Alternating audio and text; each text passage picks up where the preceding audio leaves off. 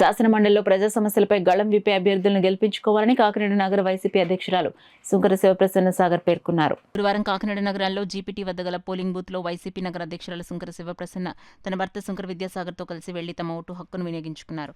ఈ సందర్భంగా సుంకర శివప్రసన్న సాగర్ దంపతులు మీడియాతో మాట్లాడుతూ ప్రజాస్వామ్యంలో ప్రజల సమస్యలను శాసన మండలిలో గళం వినిపించే అభ్యర్థులను గెలిపించుకోవాలని వారు కోరారు.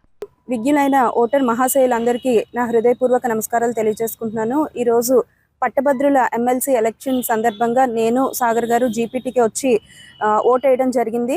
ప్రతి ఒక్కళ్ళు ఎవరైతే ఈ పట్టభద్రులు ఉన్నారో అందరూ కూడా వచ్చి ఈరోజు ఆన్ టైం ఓటు వేసి తమ ఓటు హక్కుని వినియోగించుకోవాల్సిందిగా కోరుతూ ఉన్నాము. ఎందుకంటే శాసన మండలిలో ఎవరైతే వాయిస్ రేస్ చేసి ప్రజల తరపున ప్రజల సమస్యల తరపున పోరాడగలరో వాళ్ళకి మనం ఖచ్చితంగా ఎన్నుకోవాల్సిన సందర్భం ఇది. మనం ప్రజలకి మేలు చేయగలిగిన సందర్భం ఇది. సో ఖచ్చితంగా మనందరం కూడా ఎవరైతే పట్టభద్రులు ఉన్నారో అందరూ ఆన్ టైం ఈవినింగ్ 4 o'clock లోపు వచ్చి అభ్యర్థిని ఎన్నుకుని శాసన మండలికి పంపించి ప్రజాస్వామ్యాన్ని రక్షించవలసిందిగా ప్రతి ఒక్కరిని కోరుకుంటున్నాను.